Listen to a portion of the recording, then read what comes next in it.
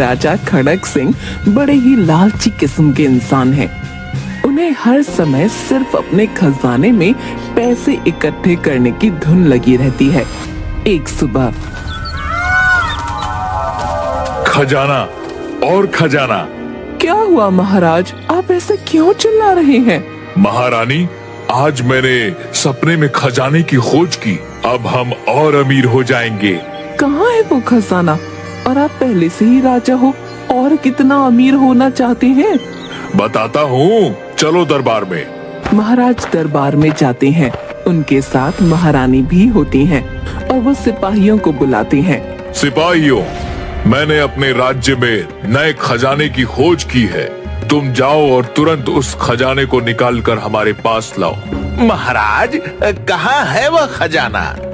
हमारे राज्य के जिस घर के बाहर आंगन में 2 दरवाजे हो, एक पेड़ हो, उस पेड़ से बकरी बंधी हुई हो, दूसरी तरफ घास काटने की मशीन हो, बस उसी जगह को खोदना और तुम्हें वहाँ पर छुपा हुआ खजाना मिलेगा। महाराज सिपाहियों को एक कागज देते हैं। महाराज, माफी हो, लेकिन क्या वह हमें अपना घर खोदने देंगे? गुस्ताख, ये लो शाही फरमान और उनको बोलना, यह शाही फरमान महाराज ने खुद लिखा है। जो इस काम के बीच में आए उसे गिरफ्तार करके हमारे पास ले आना। महाराज, मुझे लगता है ये सही नहीं है। किसी का घर ऐसे क्यों खोदना? महारानी, आप हमारी महारानी होकर ऐसी बात कर रही हैं। सिपाहियों, तुरंत हमारे आदेश का पालन किया जाए। सिपाही महाराज का दिया हुआ फरमान और नक्शा लेकर राज्य में निकल पड़ते हैं। बहुत लोगों से पूछते हैं, लेकिन किसी को उस घर के बारे में कुछ नहीं पता होता।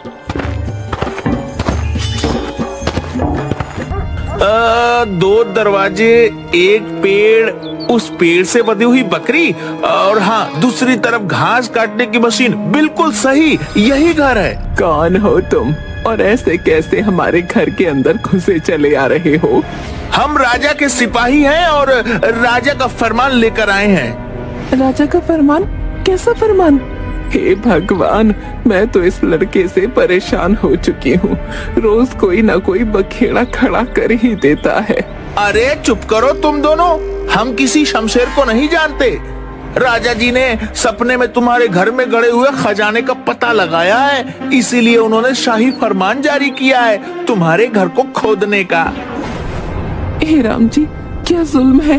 ये राजा है कि राक्षस? अपनी